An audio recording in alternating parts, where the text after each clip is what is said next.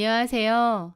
저는 고등학교 때부터 이어져 온 지긋지긋한 악연을 끝낸 평범한 회사원 여자입니다.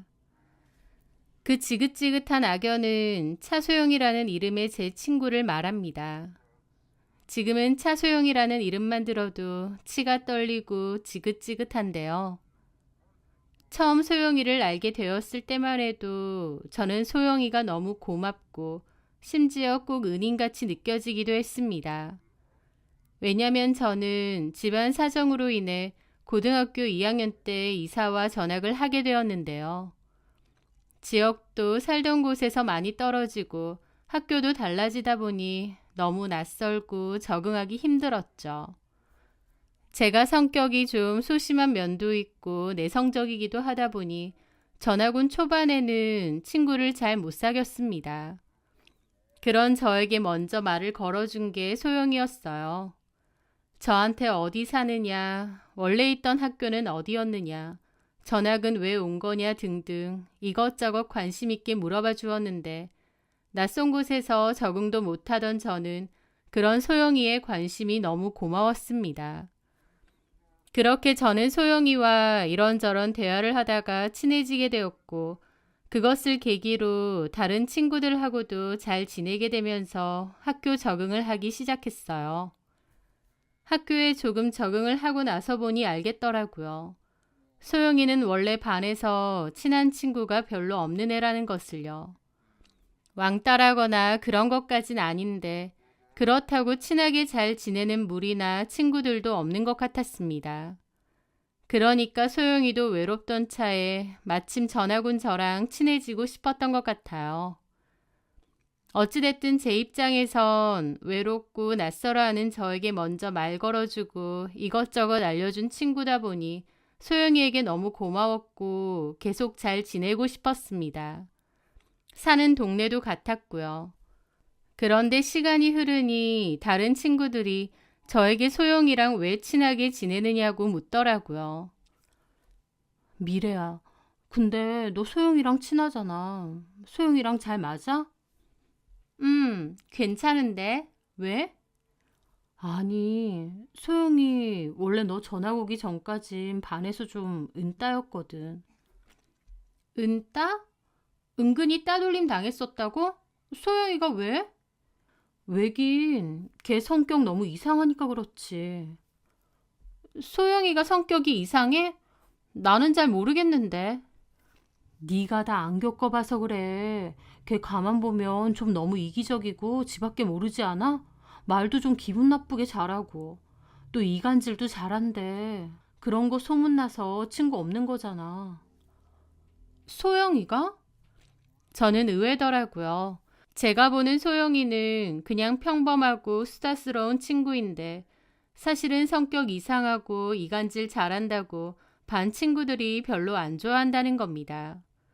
좀 의외긴 했지만 남들이 소영이에 대해서 안 좋게 말한다고 해서 저까지 소영이랑 친구 사이를 그만할 생각은 없었습니다.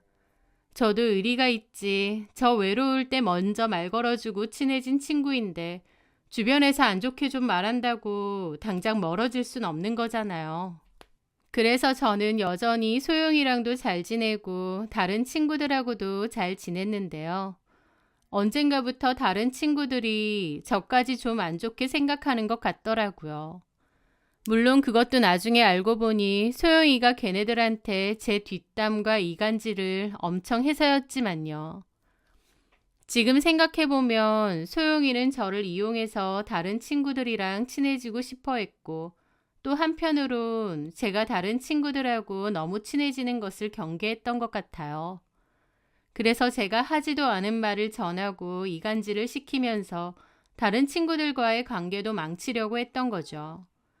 물론 그때 당시에는 그걸 몰랐고 졸업하고 나서야 알게 되었지만요. 어쨌든 소영이의 이간질 때문에 저도 다른 친구들하고 사이가 좀 소원해졌고 결국 저는 소영이랑 가장 친한 친구로 고등학교 졸업을 하게 되었습니다. 그런데 대학을 들어갈 때 소영이가 저랑 같은 학교, 같은 과 지원을 하더라고요. 말은 저한테 우리는 꿈이 같다라고 하는데 제 기억에 소영이는 다른 과를 지원한다고 했었거든요. 그런데 갑자기 말을 바꿔서 저랑 같은 학교, 같은 전공을 지원한다고 하는 거였죠. 어쨌든 그렇게 같이 지원을 했는데 결론적으로 저는 붙었고 소영이는 떨어졌습니다. 소영이는 재수를 할 거라고 했고 저는 졸업 후 대학생이 되었어요. 소영이가 재수를 하는 동안에도 같은 동네다 보니 틈틈이 자주 봤는데 소영이는 저더러 나도 꼭 내년에 너랑 같은 학교 들어갈 거니까 좀만 기다려줘. 우리 같이 학교 다니자. 라고 했습니다. 그리고 정말 소영이는 다음에 저희 학교 같은 과로 들어왔어요. 소영이가 한 학년 늦게 들어왔기 때문에 제가 선배인 셈이었죠. 그렇긴 해도 친구다 보니 자주 어울렸고 제가 친하던 선후배들도 소영이에게 소개를 시켜주었습니다. 그래서 다 같이 잘 어울리게 되었죠. 그런데 고등학교에 이어서 대학교까지 소영이랑 같이 다니면서부터 어느 순간 묘하게 좀 꽁깃꽁깃하고 쎄한 기분이 들 때가 많았습니다. 왜냐면 소영이가 하나부터 열까지 저를 엄청 따라했거든요. 옷차림부터 머리 스타일, 심지어 취향이나 말투까지도요. 저는 대학교에 들어가면서 머리를 단발머리로 잘랐어요. 그리고 옷도 좀 여성스러운 스타일을 좋아합니다. 꽃무늬 원피스라던가 레이스 달린 가디건 같은 거요. 반면 소영이는 처음에는 저한테 미래야, 너는 꽃무늬를 왜 이렇게 좋아해? 나는 꽃무늬 이런 거 유치하고 촌스러워서 싫던데. 나는 좀 무늬 없고 깔끔한 스타일이 좋아. 라고 제 취향을 비아냥거린 적도 있습니다. 나는 꽃무늬가 좋고 이런 여성스러운 옷 스타일이 잘 어울리고 좋다고 그러고 말았죠. 그런데 어느 날 보니 소영이가 단발머리를 하고 있고 옷도 저랑 비슷하게 입고 있더라고요. 그렇게 유치하다고 했던 꽃무늬 블라우스나 하늘하늘한 레이스가 달린 옷 같은 걸 말이죠. 오죽하면 한 선배가 소영이의 뒷모습을 보고 저인 줄 알았다고 할 정도였어요. 네일아트 같은 것도 저는 단색으로 하나만 바르는 걸 좋아하고 소영이는 큐빅 같은 걸 많이 얹어서 화려하게 하는 걸 좋아했거든요. 그런데 언젠가부터 네일도 저처럼 단색으로 하나만 바르고 다니고 나는 이렇게 한 가지 색으로 깔끔하게 바르는 게 좋더라. 라고 말하는 겁니다. 제 취향을 따라해놓고 늘 본인의 원래 취향인 양 얘기를 하는데 옆에서 지켜보는 저는 기분이 묘할 때가 많았죠.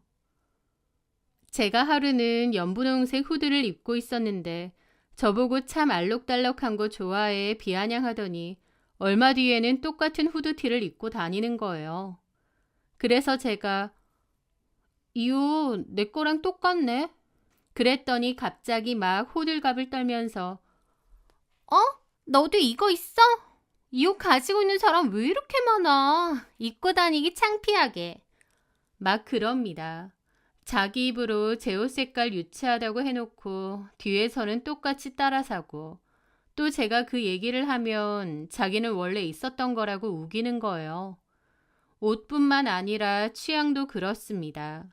제가 찐팬으로 좋아하는 책이나 영화가 있는데 그런 얘기를 하고 나면 소영이는 나중에 다른 사람들에게 그 책이나 영화가 너무 자기 취향이고 팬이라면서 저한테 들었던 얘기를 마치 자기 생각인 것 마냥 하고 다니는 겁니다.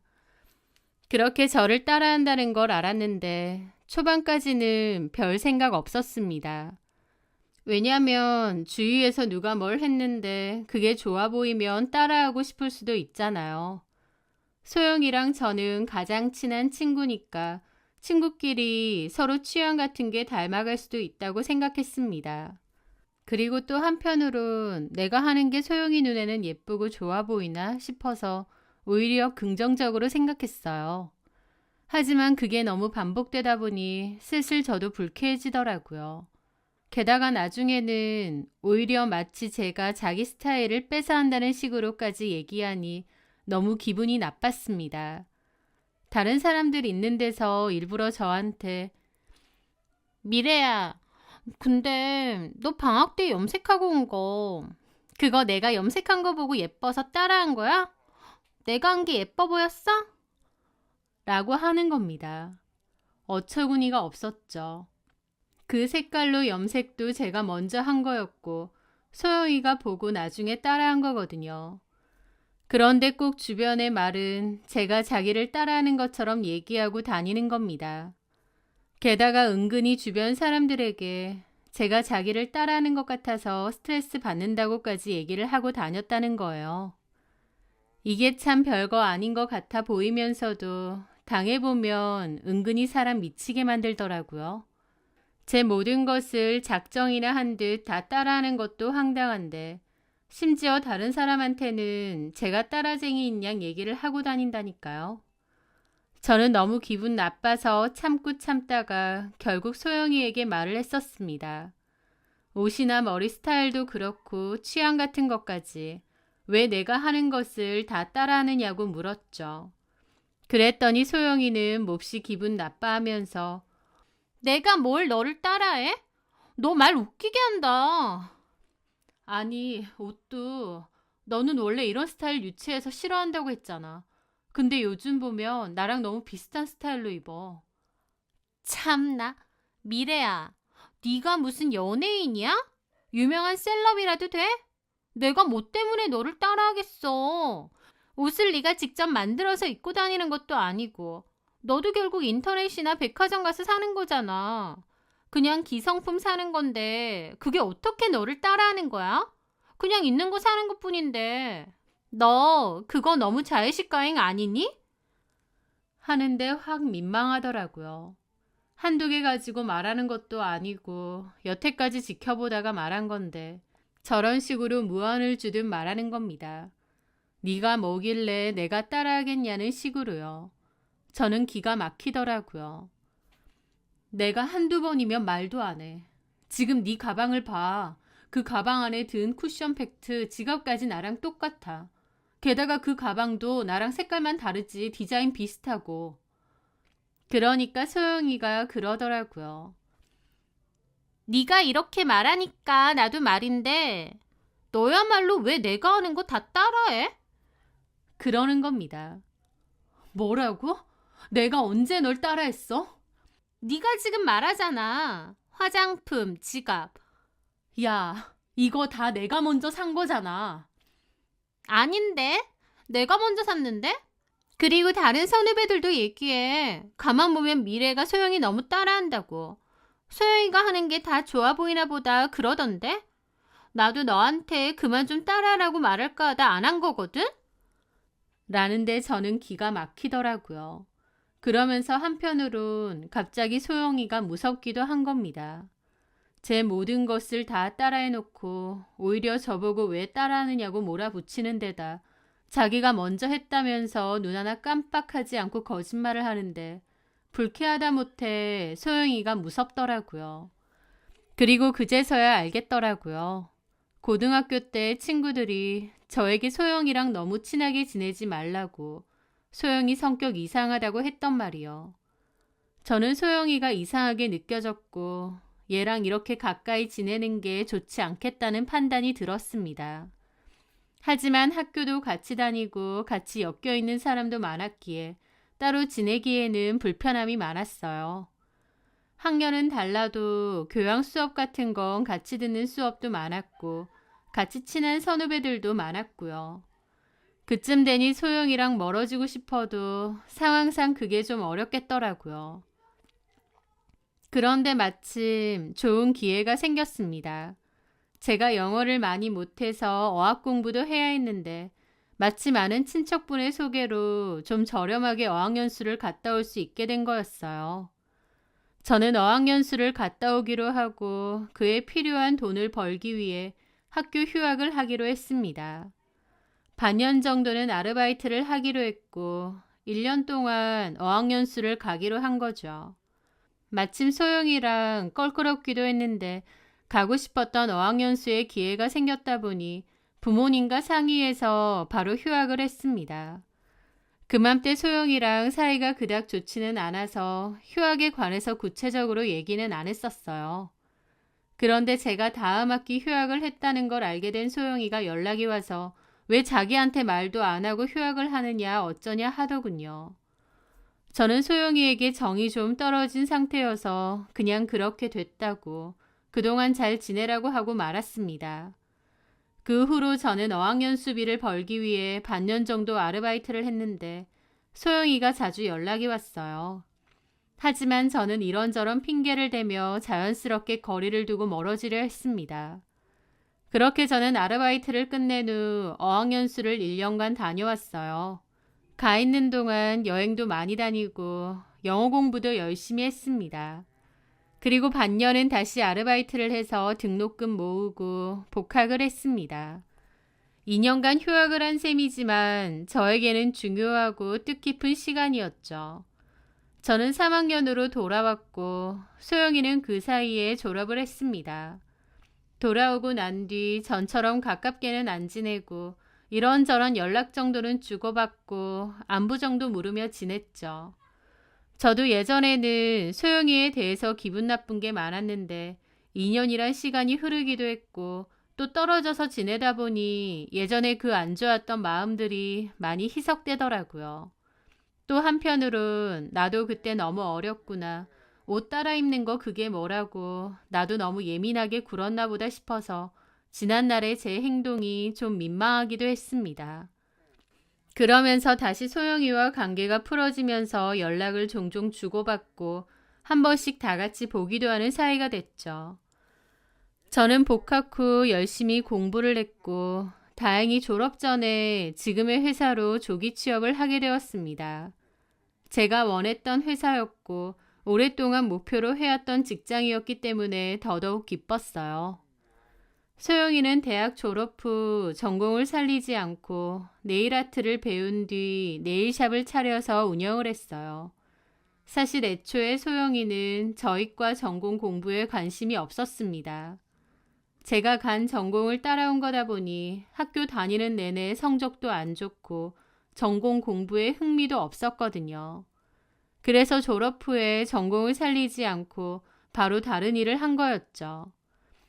어쨌든 그렇게 저는 회사를 다니고 있었는데 어느 날 학교 선배가 저한테 남자 소개해 줄 테니 소개팅을 받아보라고 했습니다. 선배랑 어떻게 하는 사이인데요? 내가 와이프랑 자주 가는 단골 레스토랑 수셰프야. 외국에서 학교도 나오고 요리 쪽으로 능력 좋아. 그 레스토랑도 잘 되고. 아, 정말요? 대학교도 외국에서 나오고 외국물 오래 먹어서 그런지 매너도 좋고. 나랑은 형 동생 하는 사이인데 사람 너무 괜찮아. 한번 만나봐. 라며 적극적으로 추천을 했습니다. 그렇게 저는 그 남자를 만나보게 되었어요. 키가 크고 호리호리한 몸매였는데 좀 날카로워 보이면서도 매력적인 인상이었죠. 선배의 말대로 그 남자는 매너도 정말 좋고 자상한 성격이었습니다. 아는 것도 많아서 첫 만남이었는데도 시간 가는 줄 모르고 대화를 할 정도였어요. 그 남자와 저는 그 후로도 여러 번의 만남을 가지면서 점차 사랑에 빠지게 되었고 연인 사이로 발전하게 되었는데요. 그 남자가 저한테 그러더라고요. 제가 너무 밝고 착한 것 같다면서 저 같은 여자를 늘 꿈꿔왔고 기다려왔대요. 그러면서 저라면 늘 자기를 믿어줄 것 같고 지지해줄 것 같다고 하더라고요. 저는 사랑하는 사이면 당연히 믿어주고 지지해줘야 되는 거 아니냐고 그랬습니다. 그 남자는 세상 그 누가 뭐라고 해도 저만은 자기를 믿어달라느니 그런 소리를 잘했어요. 훤칠한 외모에 외국에서 요리학교 수료하고 잘 나가는 레스토랑의 대표 셰프로 있는데 세상이 뭘 어쨌다고 자꾸 그런 말을 하는지 모르겠지만 어쨌든 그 남자는 저에게 자기를 믿어주고 지지해달라는 것을 자주 얘기했습니다. 아, 이 남자는 인정 욕구가 큰 사람인가 보다. 내가 그만큼 이 사람을 많이 인정해주고 보듬어 줘야겠다고 생각을 했었죠. 그렇게 남친과 저는 1년 가까이 연애를 했습니다. 저는 주말에 쉬는 직장인이고 남친은 주말이 가장 바쁜 레스토랑 셰프였기 때문에 저희는 평일에 짬을 내서 만날 수밖에 없었어요. 그럼에도 서로 많이 좋아했고 저도 남친에 대한 마음이 점차 커졌습니다. 그맘때 남친은 새 집으로 이사를 가게 되었습니다. 그러면서 저한테 결혼하고 이 집에서 같이 살자고 하더라고요. 저도 그 사람이 좋았고 결혼 생각까지 했기 때문에 그 제안을 받아들였습니다. 남친은 결혼 준비하면서 아예 동거도 하자고 했는데 저희 부모님은 결혼 전에 동거는 하지 말라고 하셨어요. 그래서 저도 같이 살지는 않고 대신 자주 남친네 집에 놀러 가게 되었습니다. 남친네 집에서 같이 영화를 보거나 술을 마실 때도 있었고 장을 봐서 제가 음식을 해놓을 때도 있었어요. 남친은 요리하는 게 업이기 때문에 집에서까지 요리를 하고 싶진 않을 것 같았어요. 반면 저는 요리하는 게 취미인 사람이었기 때문에 종종 남친네 집에 가서 음식을 만들어 먹기도 했죠. 아직 결혼 전이었지만 마치 신혼부부처럼 알콩달콩 재밌게 잘 지냈습니다. 그러면서 천천히 결혼 준비도 했어요. 예식장도 찬찬히 알아보고 신혼여행지도 찾아보면서 서두르지 않고 하나하나 준비해 가기로 했죠. 그러다가 제가 결혼 준비 중이라는 것을 알게 된 소영이가 남자친구가 어떤 사람인지 소개를 시켜달라고 했습니다. 그래서 남친이 일하는 레스토랑에 가기로 했고 소영이 말고도 다른 대학교 친구들도 같이 약속을 잡았는데요. 공교롭게도 다른 친구들에게 일이 생기면서 결국 소영이만 남친네 레스토랑에 데리고 가게 되었습니다. 제가 다른 날로 약속을 바꾸자고 했는데 소영이는 오늘도 보고 다음에도 보자면서 제 남친이 일하는 레스토랑으로 바로 가겠다고 하더라고요. 원래 약속 시간이 7시 반이었고 저는 시간에 맞춰 갔는데 소영이는 벌써부터 먼저 와 있었고 제 남친과 웃으며 얘기를 나누고 있었습니다. 제가 다가가자 소영이는 웃으며 저를 맞이하더라고요. 왔어? 좀 늦었네. 늦었다고? 아니야, 우리 7시 반까지. 민구 씨랑 얘기 나누고 있었어. 민구 씨가 기다리기 지루하겠다고 에피타이저까지 만들어주시더라고. 하면서 음식을 자랑하더라고요. 7시 반까지 보기로 했는데 먼저 와 있었고 벌써 제 남친이랑 대화 나누고 친해지기까지 했다고 생각하니 좀 놀랐습니다. 소영이가 친화력이 장난 아니구나 싶기도 하고요. 어쨌든 그렇게 저도 자리에 앉았고 남친은 바쁜 일만 끝내고 자리로 오겠다고 했습니다. 그렇게 남친은 주방으로 들어갔어요. 그렇게 소영이와 저는 식사를 하는데 소영이가 그러더군요. 야, 민구 씨 너무 근사하다. 요리하는 남자 너무 멋있는 거 아니야? 그래? 근데 너 저렇게 마른 남자 별로 안 좋아하지 않아? 덩치 큰 스타일 좋아했잖아. 내가? 전에 사귀었던 남자들이 좀 그렇지 않았나? 에이, 사귀었다고 해봤자 한 명인데 그 사람도 그렇게 덩치 크진 않았어. 그리고 민구 씨 요리를 오래 해서 그런지 말라 보여도 장근육 많고 탄탄해. 치, 남자친구 자랑하니? 그건 아니고. 너 근데 그거 알아? 뭘? 사실은 민구 씨 원래 내 남친 될 뻔했었다? 라는데 저는 소영이의 말이 너무 어처구니가 없어서 다시 되물었습니다. 뭐라고? 찬우 선배가 민구 씨 소개해 준 거지? 사실은 찬우 선배가 나한테 먼저 얘기했거든. 소개 받아보라고. 아, 진짜? 몰랐네. 어, 근데 내가 깠어. 그때 별로 남자 만날 기분도 아니고 해서.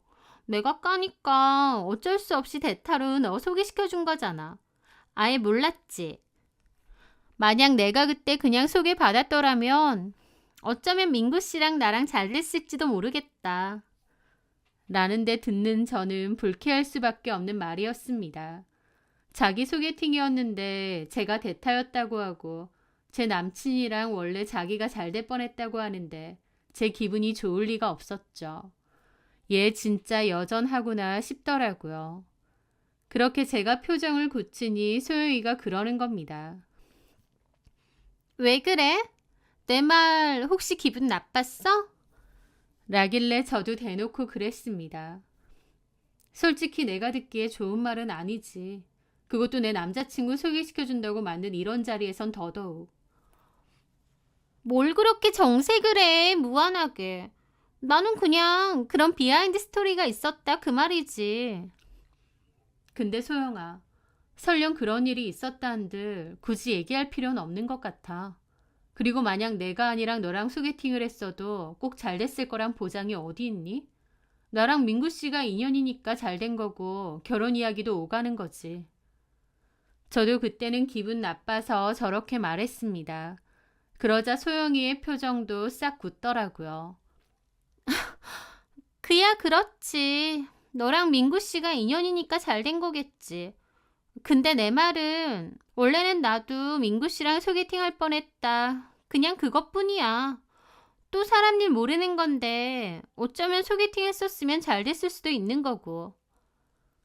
네 말대로 사람 일 모르는 거긴 한데 이런 데서 할 말은 아닌 것 같다. 내가 듣기엔 좀 그래. 저는 그냥 직설적으로 얘기를 했고 소영이도 당황하더라고요. 평소에 저 같으면 그랬을 수도 있겠네 하고 넘어갈 거라고 생각했겠지만 저도 엄청 공격적으로 받아쳤거든요. 왜냐면 그 순간 대학 다니는 내내 내 모든 걸 따라하고 도리어 자기가 먼저 했다고 우기던 그 모습들이 떠올랐고 저도 확 기분이 상했던 거죠. 하여튼 제가 쏘아붙이자 소영이도 표정이 좀 떨떠름해졌습니다. 그렇게 냉랭하게 음식을 먹고 있는데 남친이 바쁜 일은 끝내고 저희 옆에 잠시 앉더라고요. 그러자 소영이는 표정을 싹 바꾸고 음식 너무 맛있어요, 셰프님. 그러면서 애교 가득한 목소리로 말하는 겁니다. 그 말에 남친도 막 민망한 듯 웃더라고요. 맛있게 드셔주시니 감사하네요. 저는 음식은 잘 못하는데 음식 이렇게 잘하는 사람 보면 신기해요. 외국에서 요리학교 나오셨다면서요? 원래도 요리에 관심이 많으셨나 봐요? 예, 원래도 요리하는 거 좋아하고 좀 더 딥하게 배우고 싶다는 생각 많이 했었죠. 와, 그렇구나. 외국 어디에 계셨던 거예요? 하면서 일부러 작정이나 한 듯 몸까지 틀어서 제 남친에게 질문 폭탄을 하는 겁니다. 누드슨까지 지어가면서요. 저는 지켜보면서 유치하다 싶었고 괜히 소개해줬구나 싶기도 했습니다. 제가 소용이더러 너랑 소개팅 했었다고 해도 내 남친이랑 너랑 잘 되진 않았을 거다라고 하니까 일부러 저 보란 듯이 저러는 게 보였거든요. 저는 그냥 아무 말 안 하고 와인만 마셨고 남친은 제 눈치를 보며 그래도 소영이와 대화를 나누더라고요. 하여튼 그날의 만남은 그렇게 끝이 났습니다. 그날 남친이 저에게 왜 그렇게 기분이 안 좋은 상태로 있었느냐 물었죠. 저는 이러쿵저러쿵 얘기하는 것도 좀 유치해서 그냥 몸이 좀 피곤해서 그랬다. 오늘 고마웠다 정도로만 말하고 말았습니다. 근데 그 소영 씨라는 친구는 성격 엄청 밝더라. 네일샵 한다고 했나? 어, 손님 많겠네. 워낙 싹싹해서. 참, 소영 씨가 자기 눈썹 시술도 한다던데 남자 눈썹 전문이라고. 그런 얘기까지 했어? 자기 화장실 갔을 때 내 눈썹 보면서 반영구 눈썹 시술 필요하면 자기한테 연락 주라고 명함 주던데. 명함까지? 참나. 그래서 받으러 가게? 제가 삐딱하게 나오자 남친도 어색하게 웃더라고요. 아, 가지 말까? 아니, 마음대로 해. 들어보니까 실력 좋다고 하더라. 가서 받아보는 것도 나쁘지 않겠지. 저는 그냥 그러고 말았습니다. 솔직히 소영이가 하는 짓이 너무 얄밉기도 했지만 그렇다고 눈썹 하러 가지 마라. 그렇게 유치하게 굴고 싶지도 않더라고요. 다만 앞으로 더욱 거리를 두고 지내야겠다라는 생각은 있었습니다. 저도 소영이에게 이래저래 많이 쌓였던 거죠. 그렇게 얼마간의 시간이 흘렀을 때였습니다. 저는 퇴근 후 남친의 집에 가 있기로 했어요. 그렇게 남친 집으로 가 있었어요. TV를 보며 기다리다 보니 잠이 좀 오더라고요.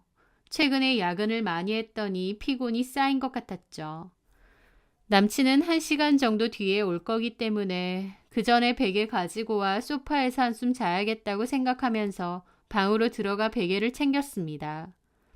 그렇게 방에서 나오려는데 문득 제 눈길을 사로잡은 게 있었어요. 남친 방에는 서랍이 하나 있는데 우편물 하나가 들어가다 말고 반만 꽂힌 채로 서랍 문이 닫혀 있는 거예요. 저는 그 우편물을 서랍 안에 넣어주려고 무심코 서랍을 열었는데 그 우편물이 바닥으로 떨어졌습니다. 그런데 그 우편물을 집어든 저는 좀 놀랄 수밖에 없었습니다. 왜냐면 그 우편물은 법원에서 날아온 등기였거든요. 법원 등기가 왜 있지 생각하며 고심 끝에 그 내용물을 꺼내어 보게 되었습니다. 남친이 이미 뜯어봤기 때문에 안에 들어있는 종이를 꺼내서 바로 펼쳐본 거죠. 그런데 그 등기를 본 저는 갑자기 머리에서 발끝까지 소름이 쫙 돋는 겁니다. 그리고 너무 놀라고 손에 힘이 풀려 들고 있던 종이를 다시 떨어뜨리기까지 했죠. 심장이 정말 미친 듯이 뛰더라고요. 이게 뭐지? 이게 뭐지? 그 생각만 들고요. 저는 허겁지겁 다시 등기를 들어 찬찬히 읽어보았습니다. 그 등기에 적힌 단어 하나하나가 너무 충격이었죠. 저는 너무 혼란스러운 기분이 들었고 일단은 이 집에서 나가야겠다는 생각이 들었습니다.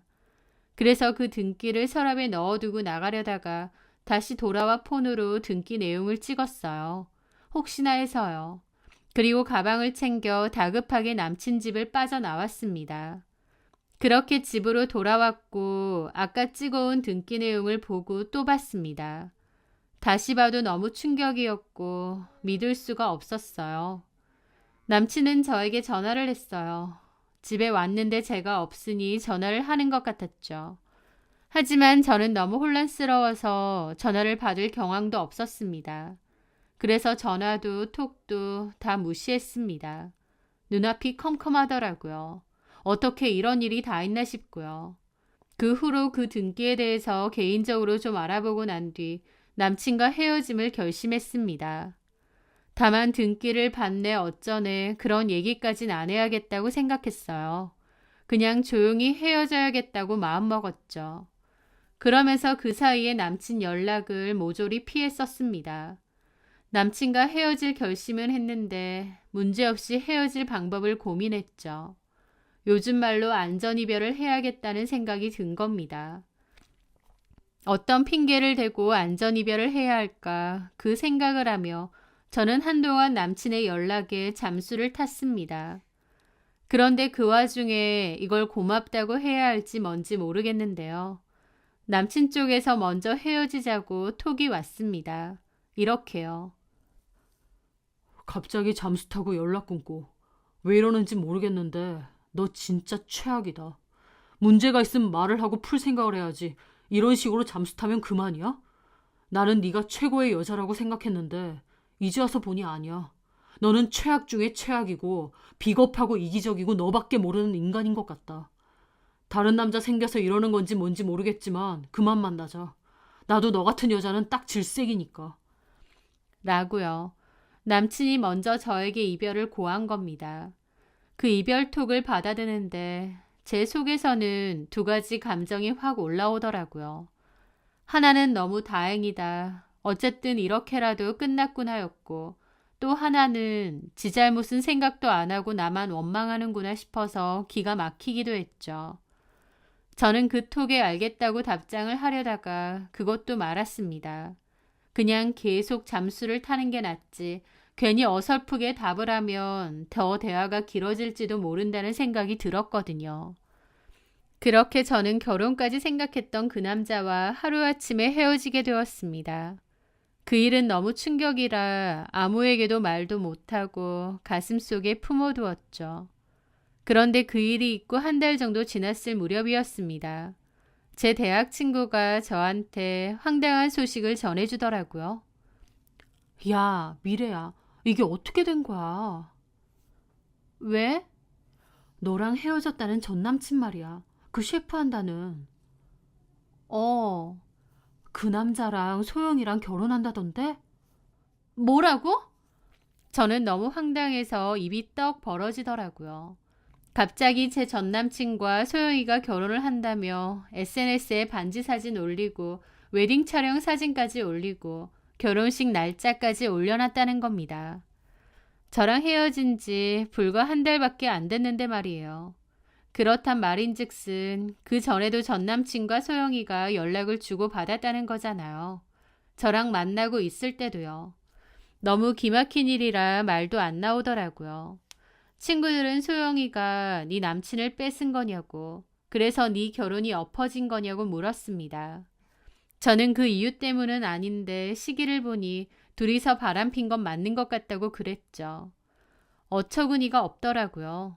다른 친구들도 소영이 걔 미친 거 아니냐고 욕을 하더라고요. 그러면서 평소에도 소영이가 제 뒷담을 엄청 하고 다녔다고 그러는 겁니다. 제가 의도적으로 지를 따라했다면서 저보고 음흉하다고 하고 다녔대요. 그 얘기를 들은 친구들은 오히려 그 반대 아닌가? 소영이가 맨날 미래 따라오고 다니던데 싶었다는데 어쨌든 차소영은 그런 식으로 저를 욕하고 매도하고 다녔다고 했습니다. 그래도 지랑 저랑 친구라는 관계였는데 저한테 왜 이러나 싶을 정도로 못됐더군요. 하여튼 제 전남친과 차소영이 결혼을 앞두고 있다는 얘기를 전해 들었을 때 처음에는 너무 황당하고 기분도 나빴습니다. 하지만 그 감정이 가라앉고 나니 오히려 차소영이 불쌍하더라고요. 차소영은 제가 왜 전남친과 헤어졌는지 그 이유에 대해서 모를 테니까요. 그렇게 얼마 뒤였습니다. 저는 자주 가는 카페에 갔는데 공교롭게도 거기서 차소영을 만나게 되었습니다. 참고로 저는 그 카페의 민트라떼를 좋아했는데 차소영은 그것마저도 따라했거든요. 제가 그 카페를 좋아하니까 본인도 그 카페를 좋아한다면서 단골이라고 그러더라고요. 하다 좋아하는 카페와 커피 취향까지 다 따라하는 지독한 인간이었죠. 하여튼 저는 그 카페를 방문했다가 우연히 차소영을 본 겁니다. 얼굴만 봐도 기분이 확 잡치더라고요.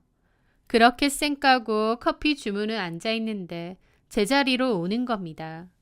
그러더니 오랜만이다 하면서 말을 거는 겁니다. 그래서 제가 그랬죠. 말 걸지 말래? 우리 이제 그런 사이 아니잖아. 그랬습니다. 그랬더니 걔가 코웃음을 치더라고요. 왜 아닌데? 몰라서 물어? 그러면서 앉으라는 말도 안 했는데 제 앞에 앉더라고요. 그러면서 일부러 반지를 보여주듯이 커피를 마시는 겁니다. 내가 민구 씨랑 결혼한다는 얘기 들었나 보구나. 그래서 많이 속상했나 보네. 속상하다기보다 어처구니가 없지. 친구 남자친구 뺏어서 결혼이라니. 나 너한테 좀 물어보자.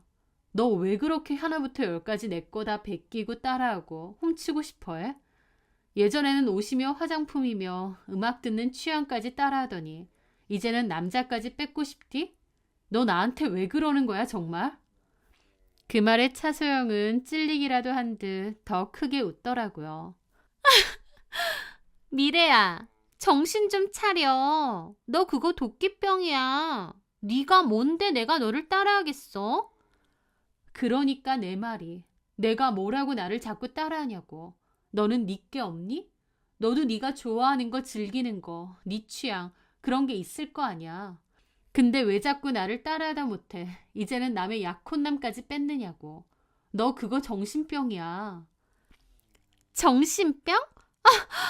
어이가 없다. 야, 정신병은 너지. 내가 전에 말했지만 네가 무슨 엄청 예쁘고 잘난 연예인이야? 인플루언서 그런 거라도 돼? 내가 따라할 사람이 없어서 널 따라하겠니? 작작 좀 해라. 너만 빼고 다 알아. 다른 애들도 네가 나 따라한다는 거 다 알고 너 징글징글하대. 그리고 이제 하다 내 남친까지. 제 말에 소영이는 발끈하더군요. 누가 그래? 내가 너 따라한다고? 미친 거 아니야? 그리고 너 민구 씨랑 헤어졌잖아. 민구 씨 네 남친 아니야. 민구 씨 너 싫대. 네가 갑자기 잠수 타고 책임감도 없이 마음대로 사라졌다며. 네가 갑자기 잠수 타고 책임감도 없이 마음대로 사라졌다며. 너 최악이래. 네 얘기하면 치를 떨더라. 네가 그따위로 해놓고 왜 나한테 난리야. 너 그때 나한테 그랬지? 민구 씨랑 나랑 먼저 소개팅했어도 잘 안 됐을 거라고. 무슨 자신감이니? 민구 씨한테도 너보다는 내가 훨씬 매력적이라는데?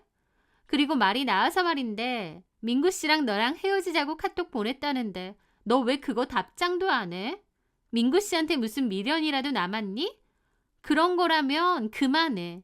민구 씨 너한테 미련 하나도 없고 오히려 너무 싫다고 하니까. 그러길래 저는 너무 가짜라서 웃음이 터졌습니다. 뭐가 웃기니? 너 많이 가져. 조민구 한 트럭으로 너 다 가져. 미련이라고? 아니, 걔랑 어떻게 헤어질까 고민하던 차에 네가 쓰레기 잘 수거해줘서 나는 오히려 고맙더라. 나 따라하고 내 취향 훔치던 네가 하다하다 내 남친까지 훔친 모양인데 잘 됐어. 조민구 데리고 가서 잘 살아봐. 결혼식도 꼭 하고. 내가 축의금은 못 보내지만 결혼식은 잘하라고 기도해줄게. 저는 콧방귀 끼고 제 커피를 들고는 자리에서 일어났습니다. 차소영은 제가 조민구라는 인간 쓰레기를 버린 건데 그런 쓰레기를 부랴부랴 주운 것도 모르고 자기가 그 쓰레기를 쟁취했다고 믿더라고요. 그렇게 계속 생각해라 싶었죠.